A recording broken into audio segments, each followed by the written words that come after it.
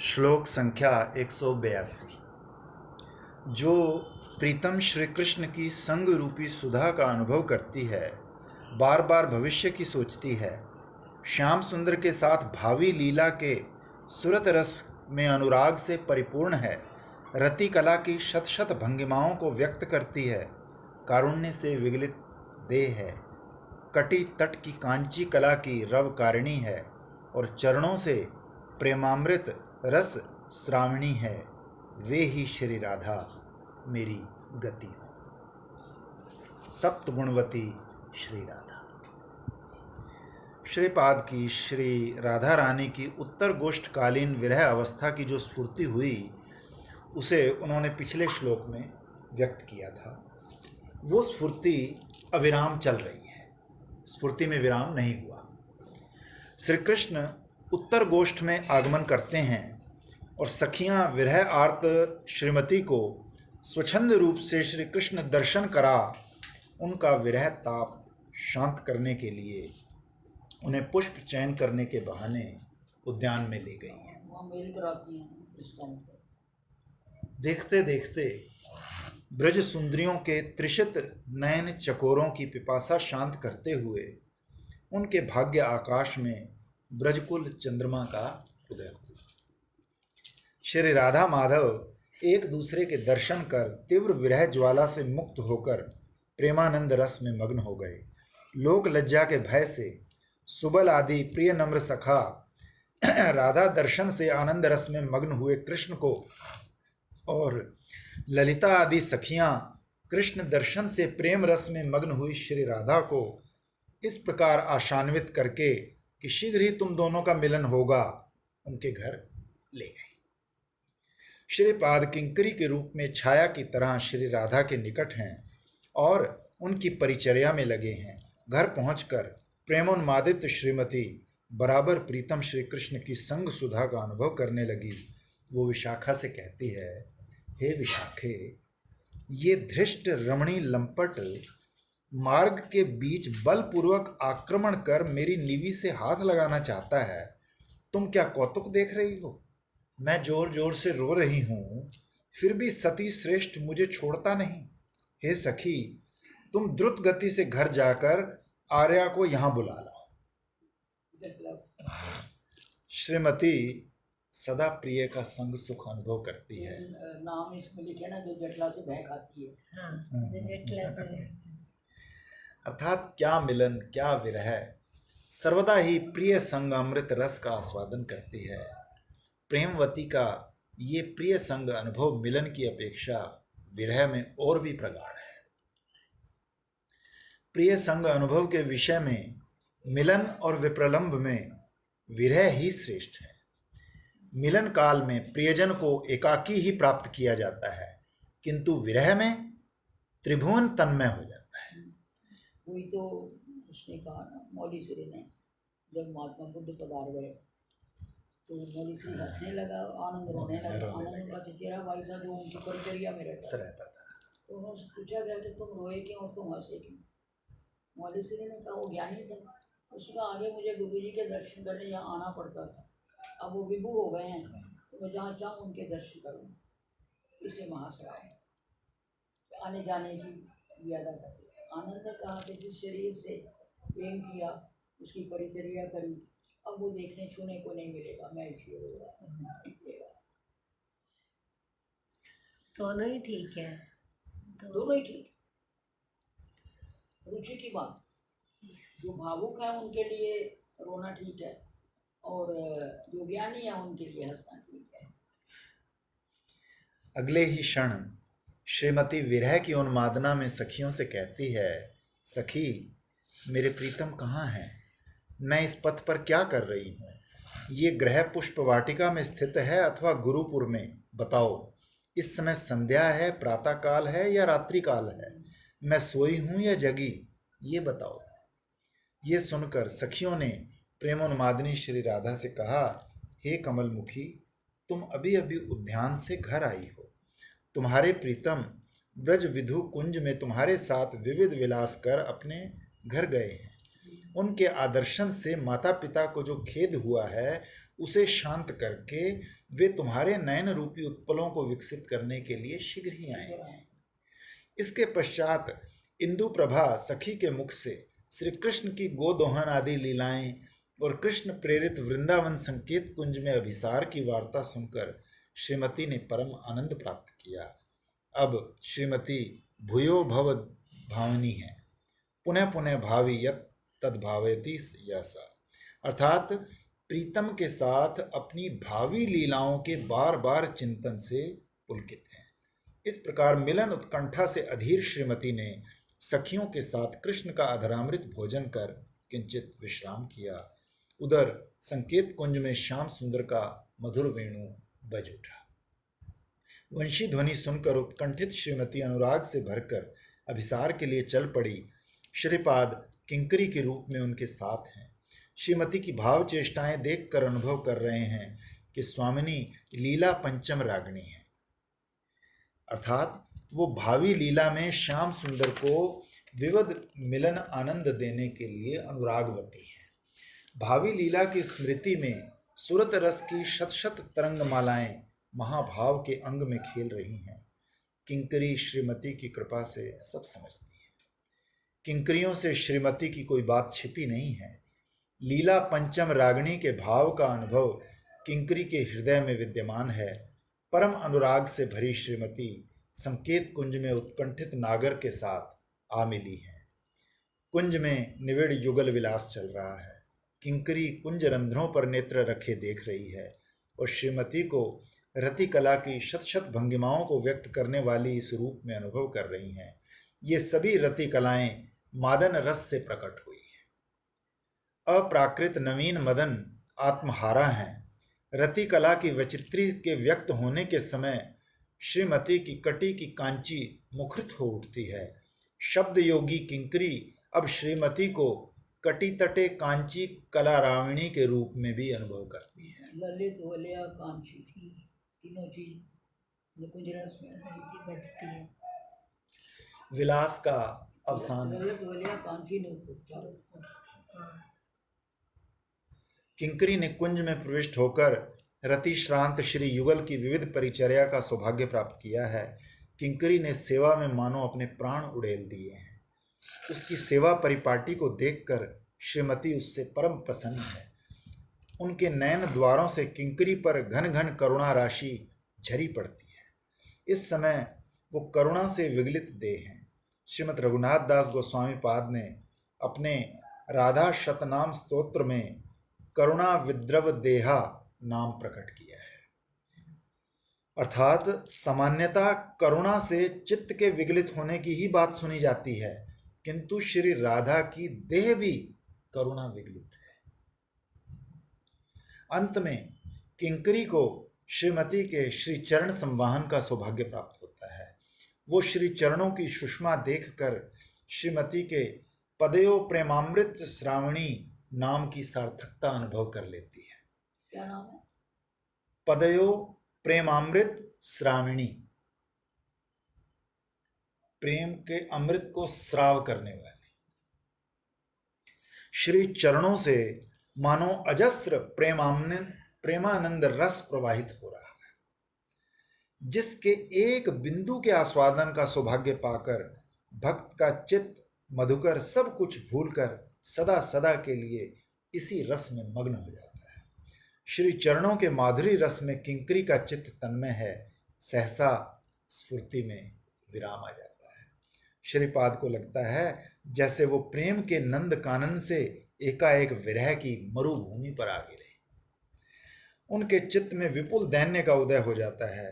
सोचते हैं मैं वैसा सौभाग्य प्राप्त करने के सर्वथा अयोग्य हूं, इसीलिए लीला दर्शन के लिए प्रार्थना करने का साहस न जुटाकर सिर्फ यही कहते हैं श्री राधेव गतिरम मास्तु, अर्थात सप्त गुणवती वे श्री राधा ही मेरी गति हों। जीवन मरण में उनके श्री चरणों को छोड़कर मेरी अन्य कोई गति ना रहे। जीवने मरणे गति राधा कृष्ण प्राणपति, दोहार पिरि तिरस सुखे युगल संगति जारा, मोर प्राण गले हारा, ऐ कथा रहु मोर बुके। गौड़ीय वैष्णवों की यही चिरकामना है।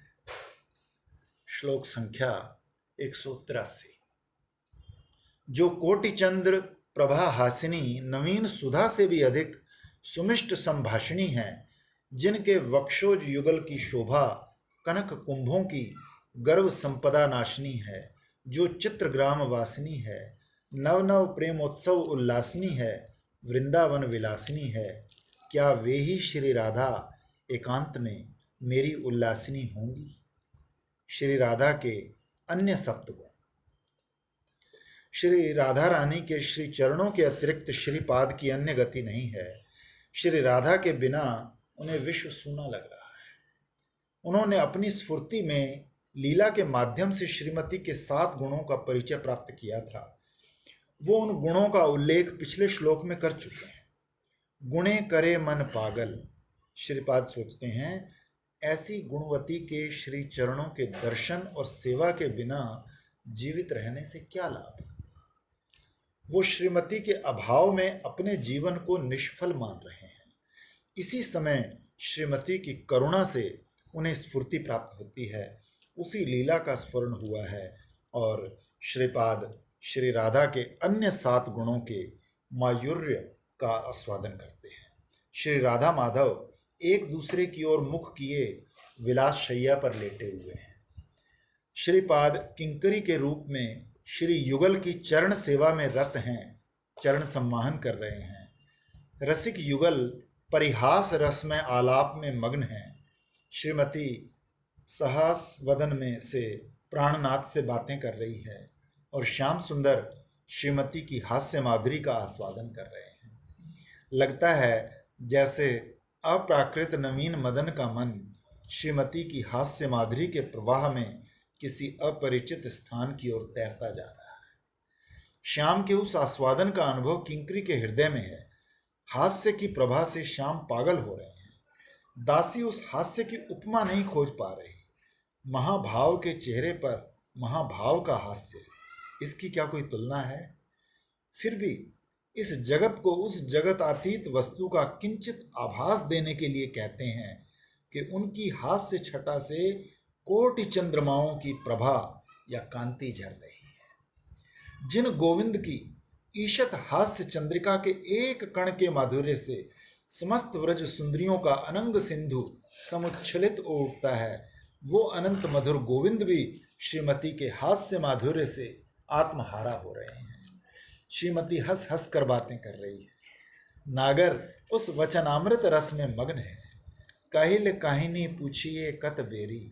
उनकी एक एक बात में इतना अधिक रसास्वादन है कि नागर उसे सुनकर भी इस प्रकार बार बार पूछते हैं जैसे वो सुने ही ना। कितना अच्छा लग रहा है। बार बार पूछ रहे, वही बात बार बार पूछ रहे। तब श्रीमती उनकी पुनरावृत्ति करती है और नागर को पहले से अधिक और नया रसास्वादन प्राप्त होता है। वो एक एक बात को जितनी बार सुनते हैं उतनी बार नव नव रसास्वादन होता है। इसीलिए तो कहते हैं कि श्री जी ललिता को कहती है, रूप भी उनको हर रोज नया ही लगता है। कहते तू बड़ी भाग्यवान है, तूने कृष्ण को देख लिया। मैं तो आज तक समग्र कृष्ण को देख ही नहीं पाई, क्योंकि वो जिस अंग को देखती है वही नया दिखता है, नित नवीन। आंखें देखती है तो आंखें देखती रह जाती है, तो चुपचाप हो जाती है, बाकी अंग देखती नहीं। नाक देखती है तो वही रह जाती है, तो उनकी बातें भी नवीन है।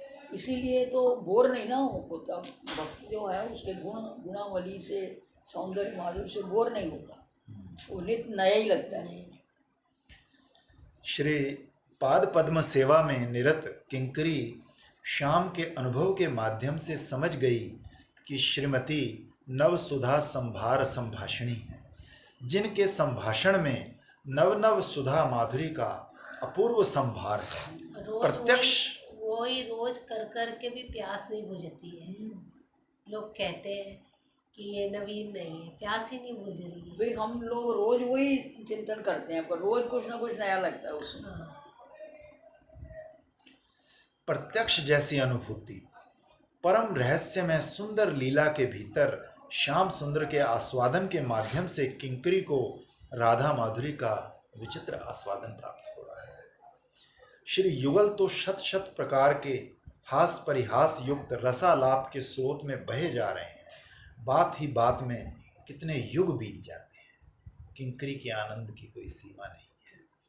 यदि गौड़ीय वैष्णव महाप्रभु के इस महादान का रहस्य अब भी नहीं समझेंगे तो कब समझेंगे। सर्व वेदांत सार श्रीमद् भागवत के लिए भी निगूढ़ श्री युगल माधुरी का विश्व में वितरण करने के लिए ही श्री गौर हरि का शुभ आविर्भाव हुआ है। श्रीपाद ने अपने श्री चैतन्य चंद्रामृत में लिखा है, श्री राधा माधव की जिस परम रहस्य में रति केली कथा का वर्णन श्रीपाद शुक मुनि ने सर्व वेदांत सार श्रीमद् भागवत में रास आदि लीलाओं में अति निगूढ़ भाव से किया है, उसी रहस्य में वस्तु का आस्वादन कलिहत जीवों को कराने के लिए ही श्री हरि गौर रूप में विश्व में अवतीर्ण। रसमयी किंकरी श्री युगल की मनोज्ञ लीला के माध्यम से अनुभव कर रही है। श्री राधा वक्षोज द्वितीयेन हेम कलश श्री गर्भ निवारवासिनी है। वो अपने स्तनों की शोभा से स्वर्ण कलशों के सौंदर्य गर्भ को पराजित कर रही है। इन वक्षोज रूपी स्वर्ण घटों में श्री कृष्ण का मनोरत्न हर समय सुरक्षित रहता है। ये श्री कृष्ण के सर्वस्व संपुट है, इसलिए इनके आगे स्वर्ण घट अति तुच्छ है। श्रीपाद ने श्री किंकरी के रूप में श्रीमती को नव प्रेम उत्सवोल्लासिनी के रूप में भी अनुभव किया है। आत्म इंद्रिय सुख वासना शून्य निर्मल प्रेम के बिना श्री कृष्ण को वशीभूत करने का और कोई उपाय नहीं। श्री कृष्ण इंद्रिय सुख भावना में सुनिर्मल प्रेम के क्षेत्र में ब्रज गोपियां ही सर्वश्रेष्ठ हैं। शुद्ध प्रेम रस गुणे गोपिका प्रवीण सर्वोपरि हैं श्रीमती राधा। वे नव प्रेमोत्सव के उल्लास में श्री कृष्ण को कहां बहा कर ले जा रही हैं, इस बात को धारणा में लाने की किसी की शक्ति नहीं। कृष्ण जार अंत न पाए जीव कौन छार। श्रीमती के उक्त सभी गुण विशुद्ध प्रेम से उत्पन्न हुए हैं, इसीलिए श्री कृष्ण इन गुणों के इतने वशीभूत हैं। लीला में इस बात का अनुभव प्राप्त कर किंकरी समझ गई है कि इस प्रेम रस के सिंधु में आज प्लावन उमड़ रहा है। आज श्री राधा के उस उच्छ्वसित नवायमान प्रेम रस सागर के प्रति तरंग पर प्रेम में सुखपूर्वक संतरण कर रहे हैं। परम रहस्य में वृंदावन ही श्री युगल की ऐसी प्रेमोल्लास में रस क्रीड़ा का उपयोगी स्थान है। तभी श्रीमती हैं वृंदारण्य विलासिनी। ये रहस्य में रस के लिए वृंदावन के अतिरिक्त अन्यत्र संभव नहीं। सर्वधाम शिरोमणि वृंदावन इस अचिंत्य काम केली विलास आदि के माधुर्य सिंधु में निरंतर मग्न रहता है। श्रीपाद कहते हैं, किन्हीं दिव्य कोटि कोटि रति कामदेवों के सौंदर्य से युक्त श्री श्री राधा मदन गोपाल की स्वर्ण नील ज्योतियों से उद्भासित अति अद्भुत काम केली विलास आदि के माधुर्य सागर में मग्न श्री वृंदावन को देखने की मैं इच्छा करता हूं। वृंदावन महिमामृत। रात्रि बहुत हो गई है। रति केली श्रांत श्री युगल के रस आलस्यपूर्ण नेत्र बंद हुए जा रहे हैं। मानो संध्या के समय चार मकरंद लुब्ध भ्रमर धीरे धीरे कमलिनी के गर्भकोश में डूब गए। उस माधुरी को देखकर किंकरी कृतार्थ हो रही है। युगल माधुरी के आस्वादन के भार से क्लांत होकर दासी भी निद्रित हो गई। उषा का आलोक फूट उठा है।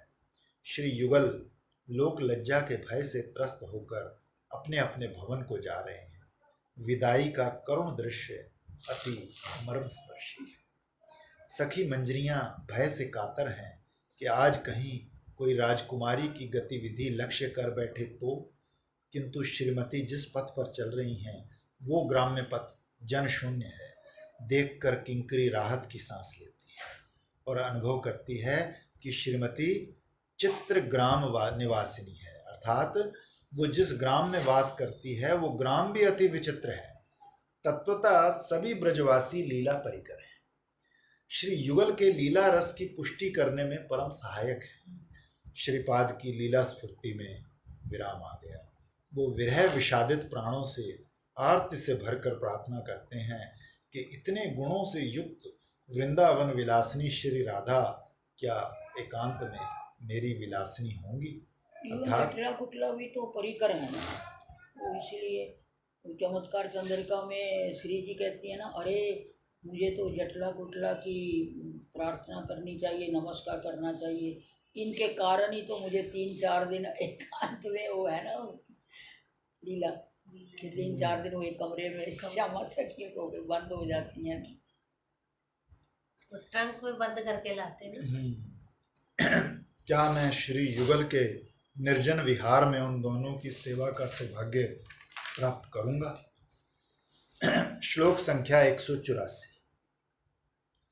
गोविंद की आराधना करने के पश्चात उनका चर्वित तांबूल खंड आस्वादन करते करते आनंद पुलकित तनु मेरी प्रिय सखी श्री राधा प्रफुल्लित नवकमल किंजल की कांति वाले दुकुल से अपना संग आवृत कर मुझे संगीत विद्या में अपना नैपुण्य कब सिखाएंगी? संगीत कला शिक्षत्री श्री राधा।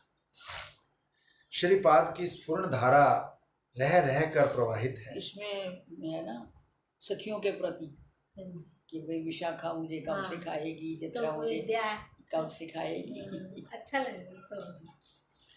स्वप्रकाश लीला विशुद्ध सत्व भावित चित्त में स्वयं समुदित हो रही है, बीच बीच में विराम आ जाता है। तब श्रीपाद विरह दुख का आस्वादन करते हैं। ये दुख विश्व के दुखों की तरह नहीं है, ये तो आनंद के उपादानों से गढ़ा दुख है। जड़ीय सुख और दुख दोनों ही एक दूसरे के प्रतियोगी हैं, इसलिए दुख के साथ सुख का और सुख के साथ दुख का मिलन नहीं होता। किंतु भगवत विरह में सुख और बाहर दुख दुख, दोनों, बाहर लगता है दुख है, हम रो रहे हैं, पर अंदर इतनी मजा आता है। ये बात। बाहर दुख होता है और अंतर में फल्गु धारा की तरह मिलन आनंद का स्रोत बहा करता है। तभी ये दुख स्वादु मधुर रुचिकर होता है। इस विश्व में भी देखने में आता है कि ग्रीष्म काल में गर्म और शीत काल में ठंडा दोनों ही दुखद होते हैं, किंतु ग्रीष्म में ठंडा और शीत में गर्म दोनों ही सुखद होते हैं। इसी प्रकार भगवत विरह में विरह और मिलन की युगपद स्थिति होने के कारण दुख परम आस्वाद्य हो जाता है। श्रीपाद स्फूर्ति में एक आध बार विरह में रोना ना आए ना, तो लगता है कि आज तो दिन व्यर्थ गया, भजन नहीं हुआ। श्रीपाद स्फूर्ति में विराम आ जाने से रो रहे थे। सहसा एक मधुर लीला की स्फूर्ति हुई। श्रीपाद किंकरी के रूप में वृंदावन के गुप्त कुंज में श्री राधा की सेवा में निरत है। आज स्वामिनी अपनी प्रिय किंकरी को संगीत में अपना नैपुण्य सिखाएंगी। किंकरी को यह शिक्षा न देने से उनकी कृष्ण सेवा में बाधा पड़ेगी। वो इसलिए देती है ना कि जब ये आत्महारा हो जाते हैं तो श्री जी भी उसको स्वस्थ करने की कोशिश करती है, तो नहीं कर सकती, तो फिर वो किंकरी को बुलाती है, ये तुलसी जो तुमको सिखाया था तू ही वो गानकार, ये तो आज होश में नहीं आ रहे, इसलिए वो सिखाती है। एक पता नहीं विलाप पुष्पांजलि में पढ़ी थी ना कि झंझट घूंघट भी नहीं है, वो सिखा रही है, तो ठाकुर जी आते हैं तो वो झट से बंद कर देते, कहते कि हाँ मैं सुनने का अधिकारी नहीं हूँ। फिर ये नैपुण्य इतना रहस्यमय है कि सखियों के आगे व्यक्त नहीं किया जा सकता। हाँ, इस सखियों के आगे वो तो गा नहीं सकती, तो इसलिए किंकरियों से गवाती है, उनको सिखा के रखा होता है। तो बिल्कुल अब ठीक है। ये साधारण संगीत नहीं है। इस संगीत की विषय वस्तु इतनी अद्भुत अपूर्व है कि स्वामिनी इसे अंतरंग प्रिय किंकरी के अतिरिक्त और किसी के आगे व्यक्त नहीं कर सकती। मदन गीत। मदन सखियां तो इसे सुनकर परिहास करेंगी। किंकरी से स्वामिनी का कुछ छिपा नहीं है। कुंज में श्री राधा के मादन रस के आस्वादन की अतिशयता से श्याम सुंदर आनंद मूर्छित हो जाते हैं। तब इसी संगीत से वो मूर्छा दूर होती है। प्रेमिक के प्रेम की ही कुछ अलौकिक विशेषता है कि वो श्री कृष्ण का चमत्कारित्व उत्पन्न करता है। भक्तेर प्रेम चेष्टा देखी कृष्णेर चमत्कार। इतना प्रेम कोई बाहर किसी को कर सकता है, इतना श्री जी किंकरियों को करते हैं।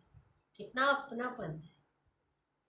ये विश्वास हो जाए तो फिर हमारा काम बन जाए। यही सोच के ही मतलब अच्छा लगता है कि हम उनके हैं और वो हमारे से इतना प्रेम करते हैं। तभी तो हमारे गुरुजी कहते थे, उनका ये विश्वास रखो कि ये छूटा और वो मिला, तो हमारी इंतजारी कर रही है। ब्रज सुंदरियां प्रेमिक की सर्वोर्ध कक्षा में स्थित है। उनकी समर्था रति श्री कृष्ण का अतिशय चमत्कारित्व जगाने में परम समर्थ है। सर्वोपरि है श्री राधा का मादनाख्य प्रेम, जिससे श्री कृष्ण का ऐसा अद्भुत आनंद चमत्कारित्व जागृत होता है कि वो उसका वेग नहीं संभाल पाते और समय समय पर मूर्छित हो जाते हैं। इसका समाधान करने में स्वामिनी भी हार मानती है। केवल किंकरी ही स्वामिनी द्वारा सिखा हुआ है वही बोलेगी। उनके स्वयं के नैपुण्य से भरे दिव्य संगीत से उस आनंद मूर्छा को तोड़ने में समर्थ है। यही राधा दास्य की निगूढ़ विशेषता है। सखियां इस व्यापार को धारणा में भी नहीं ला सकती। एक बार की बात, कुंज में श्री युगल का अनंग रस का खेल चल रहा है। स्वामिनी के नेत्रों की चितवन से श्याम को आनंद मूर्छा हो गई।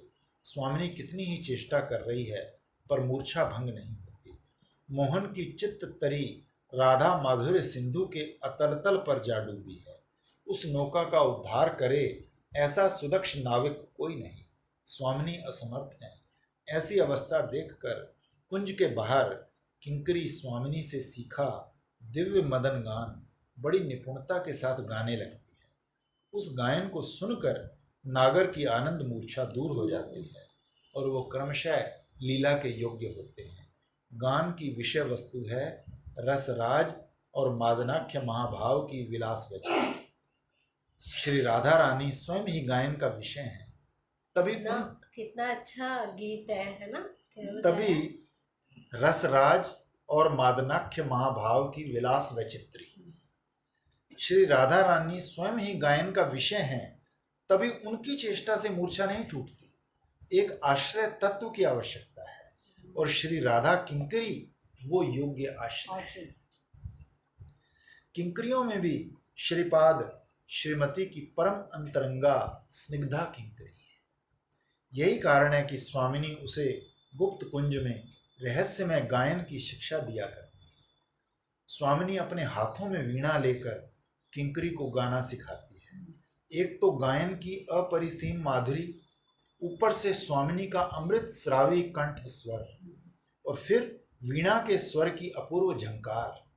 श्याम सुंदर आकृष्ट होकर उस कुंज के गवाक्ष रंध्रों पर नेत्र रखकर श्रीमती के गान माधुरी का आस्वादन कर रहे हैं। भीतर स्वामिनी और किंकरी ही है। इस समय स्वामिनी का घूंघट नहीं है। ये लीला है।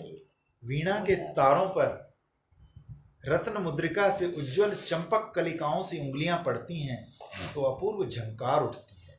श्रीमती की तात्कालिक रूप माधुरी देखकर और उनका गायन सुनकर नागर राज मुग्ध है। वीणा की एक एक झंकार पर नागर की हृदय तंत्री झंकृत हो रही है। स्वयं के अनजाने में भी श्रीमती द्वारा श्याम सुंदर की अपूर्व आराधना चल रही है। इसीलिए नाम है श्री राधा। श्याम बाहर और खड़े नहीं हो पाए। मंत्र मुग्धवत धीरे धीरे आएंगे तो बंद कर देंगे। कुंज में प्रवेश किया। उन्हें देखते ही स्वामिनी ने चकित होकर वीणा रखकर झटपट अवगुंठन खींच लिया। गायन रुक गया। चकित नेत्रों से स्वामिनी ने पूछा, तुम यहां? श्याम बोले, तुम इसे गाना सिखा रही हो, मुझे क्या थोड़ा सा सुनने को भी नहीं मिलेगा? तो नागर के नेत्रों से चेहरे से उत्कंठा फूट रही है। उत्कंठित नागर की इच्छा जानकर स्वामिनी ने उन्हें पास बिठाया। किंकरी ने नागर के मुख में सुवासित तांबुल अर्पित किया। श्याम ने वो चर्वित तांबुल चुंबन के बहाने श्रीमती के मुख में अर्पित कर दिया। श्याम का अधरामृत तांबुल आस्वादन कर स्वामिनी का श्रीअंग पुलकित है। प्राणनाथ की इच्छा जानकर नागरी मणि ने प्रफुल्लित नवकमल किंजल्क सी कांति वाले वस्त्र से अपना श्रीअंग ढक कर किंकरी को वो गीत सिखाया। इस गीत की शिक्षा देने के बाद श्रीमती किंकरी से कहती है, कैसा गीत सीखा है, एक बार नागर को सुना। तो स्वामिनी का आदेश पाकर दासी ने वीणा लेकर गाना आरंभ किया। स्वामिनी की ही अभिन्न प्राणा है किंकरी, कैसी अपूर्व है उसकी प्रतिभा, गायन का रस मूर्त हो उठा। गायन सुनकर श्री युगल विलास वासना से अधीर हो उठे। समय जानकर किंकरी कुंज से बाहर आ गई। कुंज रंध्रों पर नेत्र रखकर अपूर्व युगल विलास माधुरी आस्वादन करने का सौभाग्य प्राप्त किया। सहसा स्फुरन में विराम आ गया। श्रीपाद साधक आवेश में श्रीमती से गायन नैपुण्य सिखाने के लिए प्रार्थना का टाइम हो गया। पता ही नहीं लगा। दीदी ऐसे ऐसे ऐसे चलती है कथा, ऐसे लगता है जैसे ये तो कभी खत्म होना ही नहीं चाहिए। नहीं, पता ही नहीं लगा। हाँ, अभी तो मधु ने कहा ना कि खत्म हो जाएगी तो एक के लिए रोज पढ़ लिया करेगी हाँ। पहले। आज अब तो ऐसा आज का तो बिल्कुल कुछ ऐसा ही चल रहा था। पहले पता नहीं इसी में पढ़ा है कि फिर आपको सुनाने में पढ़ा, ये पूरी की पूरी लीला मेरे सामने आ गई थी। हाँ, आपने पहले ही बताया। हाँ हाँ, पढ़ा है ये तो।